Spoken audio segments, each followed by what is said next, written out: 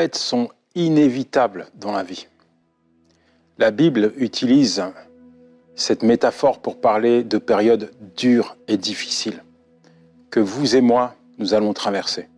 On n'aime pas traverser la tempête, on n'aime pas être mouillé par l'épreuve, on n'aime pas être sous le vent, sous le cyclone, on n'aime pas subir un tsunami, un ouragan dans notre vie. On déteste cela.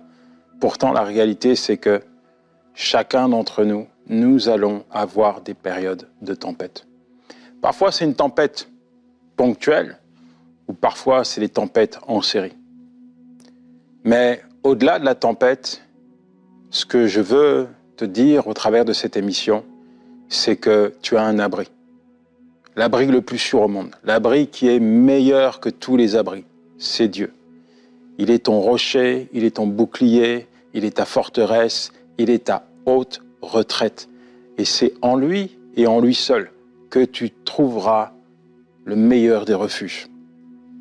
Quel est ton refuge quand tu traverses la tempête?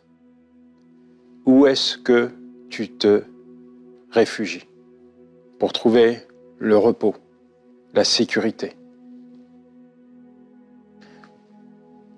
Certainement, et j'en suis même certain, tu vas me dire, mais moi je me réfugie dans la présence de Dieu. Ok, je suis d'accord avec ça, et c'est bien, et c'est naturel, et c'est normal. Néanmoins, quand on regarde la vie de beaucoup, on s'aperçoit que c'est pas toujours le premier réflexe que de se réfugier dans la présence de Dieu. On s'aperçoit que finalement, dans la vie d'hommes et de femmes, il y a plein de refuges, parfois qu'on ne soupçonne même pas. Quel est ton refuge? Quand tu entends une mauvaise nouvelle, quel est ton refuge? Lorsque tout va mal, lorsque tu subis quelque chose de particulier, lorsque tu es stressé, lorsque tu es fatigué, lorsque les vents sont contraires, quel est ton refuge? Lorsque la tempête te cogne violemment, quel est ton refuge? Honnêtement, c'est quoi ton refuge? Il y a plein de célibataires qui demandent à Dieu un mari ou une épouse, et le temps d'attente est tellement, pour certains, compliqué, qu'ils se réfugient sur Internet. Leur refuge, ce sont le sexe, les sites pornographiques. Je me souviens d'un garçon qui avait ce problème, et il me dit, mais comment je peux me sortir de là? J'ai plongé ma tête dans les sites Internet, j'arrive pas à m'en défaire. J'ai pas la force, on dirait que je suis happé tous les jours, encore et encore, à aller sur les sites à caractère pornographique. Je n'en peux plus. Et je lui dis, moi je vais te donner une solution. Après avoir prié pour toi, voilà ce que je vais te dire. Tu rentres chez toi, tu prends ton ordinateur et tu le balances par la fenêtre. Son ordinateur, c'était l'endroit où il se réfugiait. Et tu sais ce qu'il m'a dit? Ah non, ça je peux pas. Je peux pas. C'est trop fort pour moi. Tu peux pas, mais tu es dans un mauvais refuge. Et résultat, ça te détruit. C'est quoi ton refuge quand tu as un problème? Peut-être que tu es célibataire actuellement. Tu attends un mari, tu attends une épouse. Ce temps d'attente où finalement tu dois prendre du temps avec Dieu, c'est un temps où vraiment Dieu se révèle à toi, Dieu te construit, Dieu amène à maturité ta vie spirituelle. Mais l'homme déteste attendre. Et il y a un besoin qui est là, qui est légitime, certes, mais c'est pas parce que ce besoin est là, c'est pas parce qu'il est légitime que tu dois faire n'importe quoi avec ta vie, avec ton corps, avec tes yeux. C'est pas pour autant que tu dois te réfugier sur les sites à caractère pornographique. C'est quoi ton refuge? Pour certains, eh bien c'est les jeux. On le voit, les jeunes qui passent leur temps à jouer aux jeux.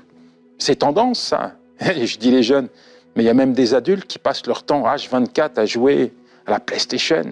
Ils se réfugient, ils s'évadent là dans ces jeux parce qu'ils ne veulent pas affronter la vie, parce que parfois il y a des choses qui ne vont pas chez eux, qui ne veulent pas régler, alors ils essayent de se déconnecter le cerveau au travers des jeux. Il y en a, c'est les médicaments. Ils sont comme oppressés intérieurement, angoissés, stressés. Il y a des choses qui ne vont pas. Et pour ça, ils prennent des médicaments. Ouais, des médicaments pour apaiser, pour atténuer une souffrance intérieure. Mais ça ne résout rien. Ça ne résout pas le problème. Le problème ne va pas se résoudre avec les médicaments. Le problème de ton âme va se résoudre dans la présence de ton Dieu. C'est un mauvais refuge, ça. Il y en a, c'est le tabac. Il y en a, c'est l'alcool. Il y en a, c'est la violence. Ils s'expriment au travers de la violence. Ils se réfugient dans la violence. Ouais, c'est leur refuge. En frappant, frappant, frappant, pour évacuer quelque chose qui ne va pas intérieurement. Peut-être une blessure qui est toujours présente, mais qu'ils n'arrivent pas à déposer au pied du Seigneur. Alors ils se réfugient dans la violence, dans la violence. D'autres, c'est dans les achats. Les achats. On achète pour oublier. On prend la carte bleue, on fait des emplettes. Tac, tac, tac, tac. D'autres, c'est dans des rêves. Dans des rêves. Ils dorment parce que leur vie est un calvaire. Ils s'endorment et ils rêvent d'une vie meilleure. Ils se réfugient dans des rêves. Dans des rêves. Mais pourquoi tu ne te réfugies pas dans la présence de Dieu?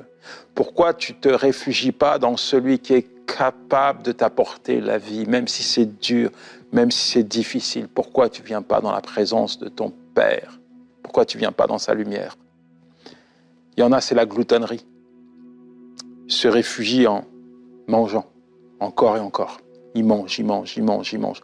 Comme pour atténuer quelque chose qui ne va pas en eux. Il faut qu'ils mangent, il faut qu'ils mangent. En fait, il y a une multitude de refuges. Une multitude de refuges qui sont finalement des pseudo-refuges. Bien que tous les refuges que nous propose ce monde, que nous offre même le corps médical ne soient pas mauvais, mais ça ne sera jamais des refuges qui peuvent égaler la présence de Dieu, qui est notre refuge, qui est vraiment le refuge dans lequel nous devons aller. Dans la présence de Dieu, tu trouves tout ce dont tu as besoin. Dans la présence de Dieu, tu vas trouver le repos, tu vas trouver la paix, tu vas trouver la restauration, tu vas retrouver tout ce que tu as perdu. Dans la présence de Dieu, tu vas trouver la sécurité. Tu vas avoir l'assurance d'être rétabli par Dieu. Tu vas avoir des réponses à tes problèmes dans la présence de Dieu. Mais il y a tellement de mauvais refuges, il y a tellement de pseudo-refuges qui laissent croire à l'homme qu'il va trouver le bonheur. Et puis il y a le diable qui trompe, qui toujours nous met les yeux sur un pseudo-refuge. Regarde, regarde, ça ne va pas chez toi, mais tu peux aller te réfugier là-bas. Ça ne va pas dans ton couple, tu peux te réfugier dans l'infidélité. Tu peux aller voir d'autres femmes. Des femmes qui vont te donner ce que tu n'as pas chez toi. Des femmes qui vont t'apporter ce que ta femme, ce que ton épouse ne t'apporte pas. Parfois, on ne veut pas aller au divorce. Parfois, c'est compliqué dans un couple. Mais la vérité, c'est quoi? C'est que vous pouvez avoir une femme colérique qui se réfugie dans ses colères et un homme qui se réfugie dans l'alcool. Ils vivent sous le même toit, mais ils sont séparés. Au lieu de recentrer leur centre d'intérêt dans la présence de Dieu, au lieu d'aller chercher réponse à leurs problèmes dans la présence de Dieu, ils se réfugient dans leur refuge. Et ils n'arrivent pas à restaurer leur couple ainsi. Les mauvais refuges t'éloignent de Dieu. Les mauvais refuges t'éloignent de Dieu. Dans Matthieu 22, verset 38, il est dit « Tu aimeras le Seigneur ton Dieu de tout ton cœur et de toute ton âme et de toute ta pensée. » C'est le plus grand commandement. Dieu doit passer en premier. Dieu doit être le number one dans ta vie. Tu m'entends? C'est en lui que tu trouves refuge. Et avant même d'aller à l'extérieur, avant même d'appeler à l'aide, réfugie-toi dans la présence de Dieu. Et parfois, tu passes à côté de l'essentiel quand tu vas à l'extérieur. Quand tu te réfugies, quand tu cours à droite parce que la tempête s'abat sur toi, tu sais même pas où tu vas, mais la seule chose que tu veux, c'est te mettre à l'abri. Mais tu peux te tromper parce que tu peux aller dans un mauvais abri. C'est pourquoi tu dois avoir le réflexe de te tourner vers Dieu. Quand un enfant tombe par terre, il se met à pleurer. Quand il a mal, son premier réflexe, c'est de courir dans les bras de papa ou de maman, parce qu'il sait que la présence de ses parents est bénéfique pour lui. Papa sera là pour panser ses plaies. Papa sera là pour le prendre dans ses bras, l'embrasser. Papa sera là pour veiller sur lui. Papa sera là pour s'assurer que sa blessure va guérir. Papa sera toujours là. Dieu n'est pas un homme, mais si un homme peut faire ça pour son enfant, à combien plus forte raison la présence de Dieu sera bénéfique pour toi? Quel est ton refuge? Ah, tu vas me dire, mais c'est Dieu mon refuge. Oui, c'est Dieu.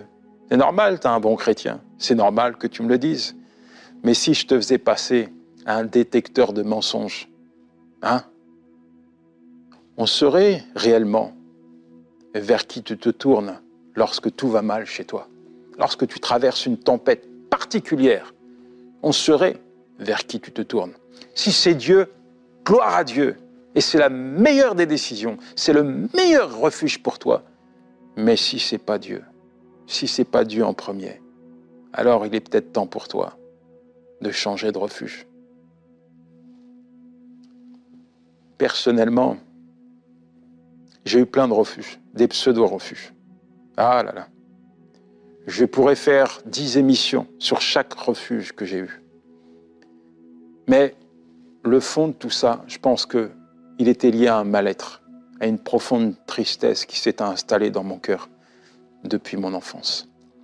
Et au-delà des refuges, il y a un refuge dans lequel je me suis retrouvé qui a été véritablement un piège. En fait, je me suis fait piéger dans ce refuge. C'est la drogue. La drogue a été pour moi un refuge au sein duquel je pouvais oublier ce mal-être. Je m'oubliais totalement. J'oubliais la vie de misère qui était la mienne. J'oubliais mes galères du quotidien. J'oubliais toutes les souffrances que j'avais endurées. J'oubliais qui j'étais. J'oubliais ma propre personne.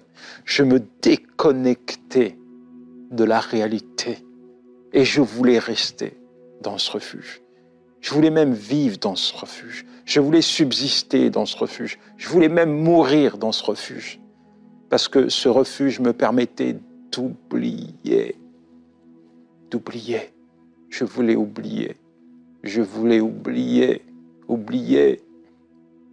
Mais c'était pas un bon refuge. C'était une prison. Et il y avait un bourreau dans cette prison, un geôlier, le diable, qui me faisait encore plus mal. En me réfugiant dans la drogue, sans le savoir inconsciemment, je me suis réfugié dans sa maison. Et il m'a laminé, il m'a brisé, il m'a anéanti, il m'a vidé de ma force. Il a enlevé en moi le peu qui me restait d'espérance.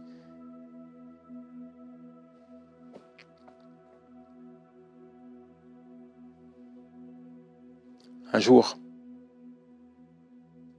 en découvrant qui était Dieu, en découvrant que finalement Dieu n'était pas éloigné, mais qu'il était là à côté de moi, disposé à me prendre dans ses bras d'amour, disposé à me donner tout ce que je n'avais pas eu. Un jour, en découvrant que finalement, la présence de Dieu pouvait répondre à tous ces besoins dont j'avais besoin. Alors j'ai crié à lui, viens m'aider Seigneur, libère-moi, délivre-moi et conduis-moi dans ta présence. Et tu sais ce qui s'est passé? Je vais te dire ce qui s'est passé. Il m'a donné la force de me réfugier dans sa présence. Et là, dans ce refuge, qui était la présence de Dieu,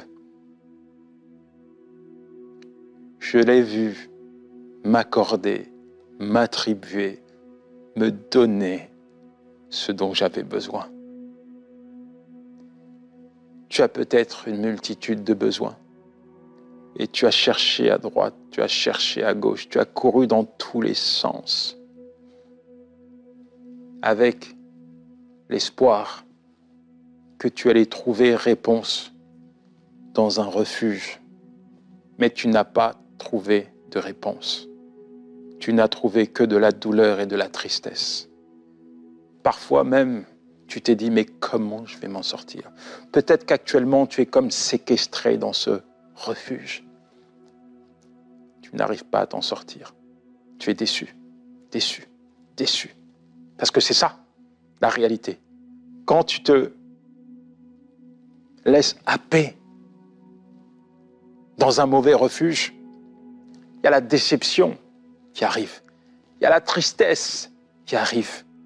Il y a le désarroi qui arrive. Et tu subis cette tempête de plein fouet. Je me souviens de cette personne que j'ai rencontrée l'année dernière. Il marchait avec Dieu, mais qui avait un problème de couple. Problème de couple qui durait. Et il s'est réfugié dans l'infidélité. Et malheureusement, ça a détruit sa vie. Ça a détruit sa vie. Il me dit, je suis comme un oiseau qui a pris du mazout après une marée noire. Je suis comme un oiseau au bord d'une plage. J'ai plus la force de voler. J'ai plus la force d'avancer. J'ai plus la force de m'abreuver, de me nourrir. Je suis comme un oiseau plein de mazout noir sur moi. J'ai plus la force. J'ai plus la force. Et toi? Où tu te trouves actuellement? Où tu es actuellement? Dans Proverbe 18, verset 10, il est dit « Le nom de l'Éternel est une tour forte. Le juste s'y réfugie et se trouve en sécurité. » Le nom de l'Éternel est une tour forte.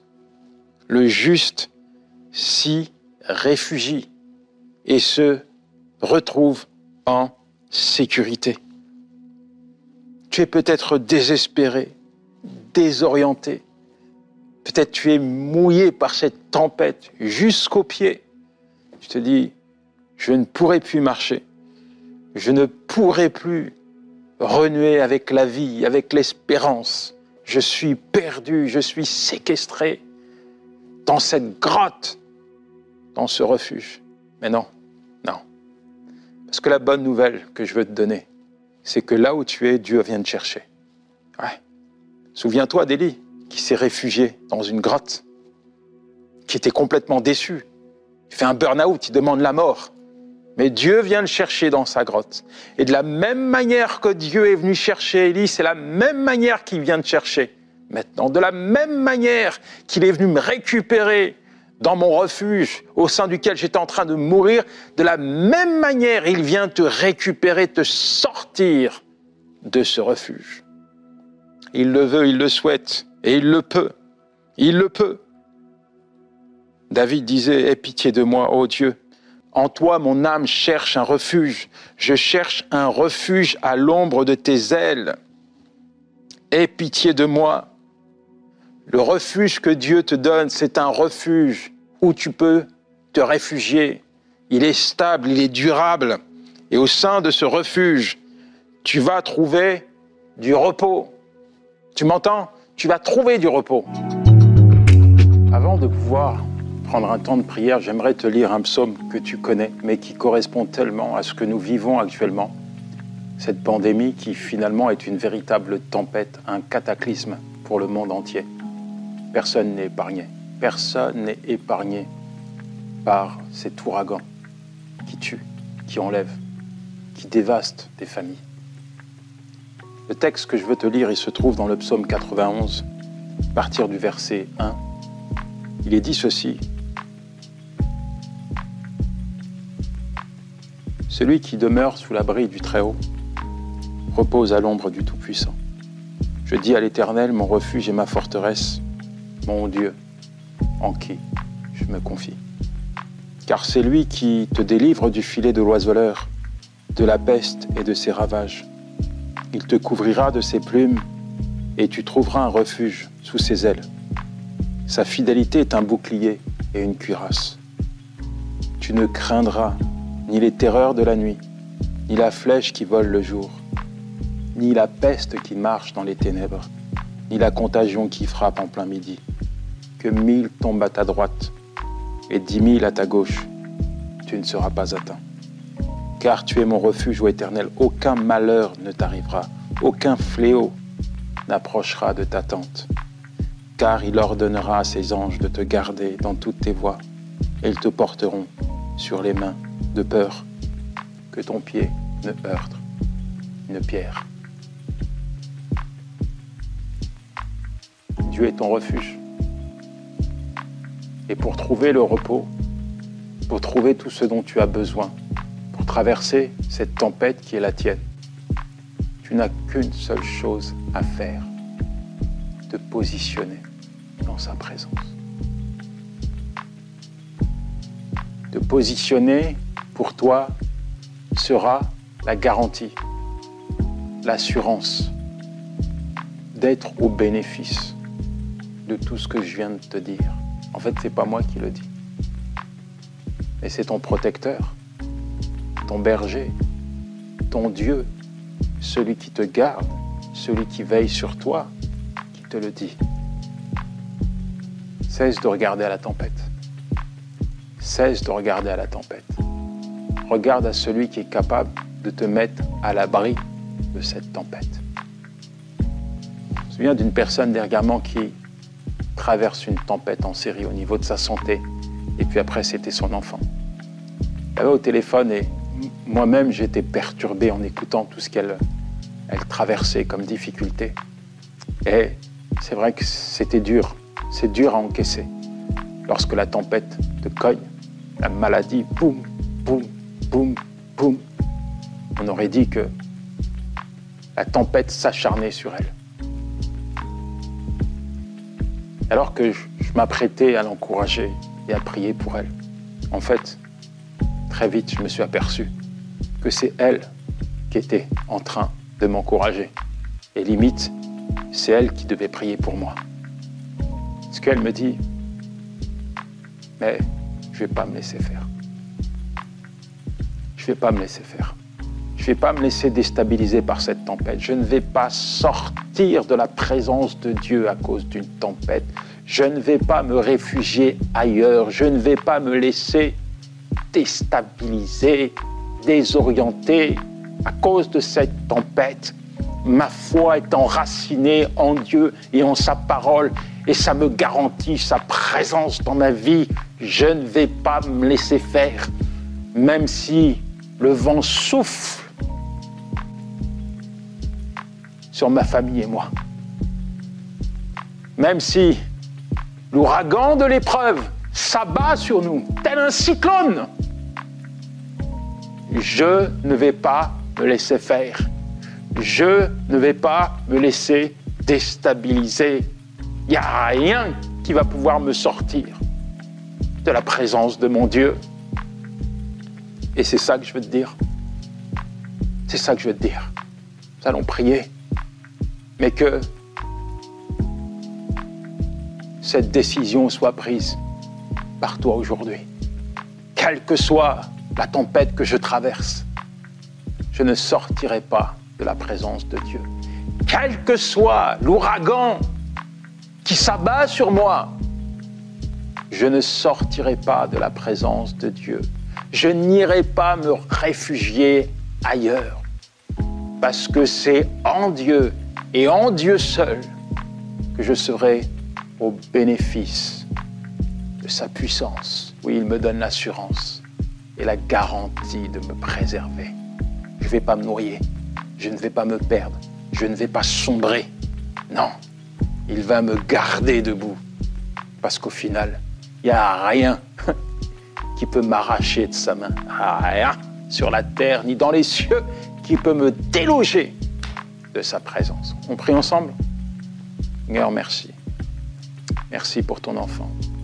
Quelle que soit sa vie, quelle que soit la tempête qui s'abat sur lui, tu le mets à l'abri.